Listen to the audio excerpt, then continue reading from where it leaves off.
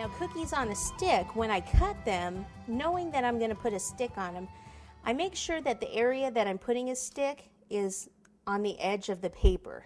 Because what I do is I'll bake these like this, and so say if I have more of these, I would line them up like this way, and this way with the front of it all on the outer edge.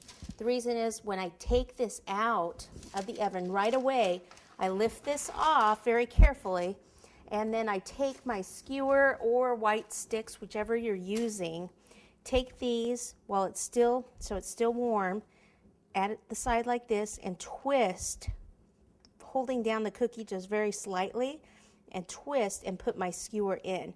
Now some people prefer to actually bake their cookies with the stick in. If you did that, then you'd have to bake them this way and only get so many on the pan. Go ahead and insert the stick, bake them like that. This is the way I prefer.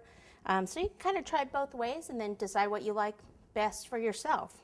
Okay, so then you just let those completely cool, and then they are on their sticks, right? So these are the white sticks. The reason I don't like to bake with the sticks in, especially if you're using the white ones, is a lot of times they will, with the oven, the heat of the oven, they'll get discolored.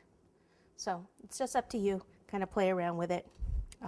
Also keep the same size cookies on the same sheet that's going in the pan, the same sheet that's going in the oven. I don't want to bake a whole bunch of these cookies with a whole bunch of these, because these will bake much quicker.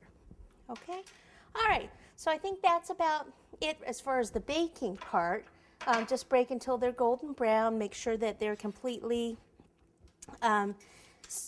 cooled off before you start to decorate them. If you pick any up and maybe there's a little hole back here, you can fill it in with either royal icing or chocolate if you need to, if there's a little gap to save the cookie. These are the cutters that we're going to be, or the cookie cutters that I've used to do some of the cookies here. Now, this one obviously is a clover, right?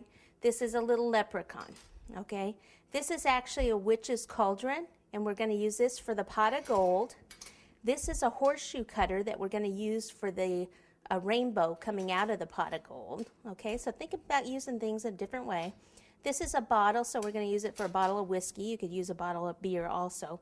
Couldn't find a cookie cutter that was a mug, so if you have one, that would be awesome, but I couldn't find one. I don't have one in my shop. This is a little pilgrim hat, so you can definitely use that for a leprechaun's hat. And then this one, some of you may have this from the videos that we did, the Christmas ones. This is actually a snowman cutter with a hat, and we're going to use it for a leprechaun today.